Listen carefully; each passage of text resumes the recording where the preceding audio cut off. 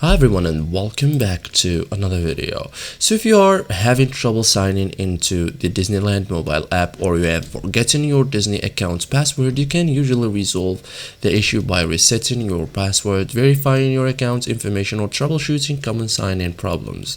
So first thing you can do is open the Disneyland mobile app and tap sign in and sign into your account. Check your login information like before resetting your password. Verify that you are using the correct email address. Re-enter your password carefully and make sure there are not any typing mistakes. Many login issues are caused by incorrect credentials. You can also reset your forgotten password, like if you can't remember your password, tap forgot password on the sign in screen, enter the email address associated with your Disney account and submit the request. Disney will send password reset instructions to your email.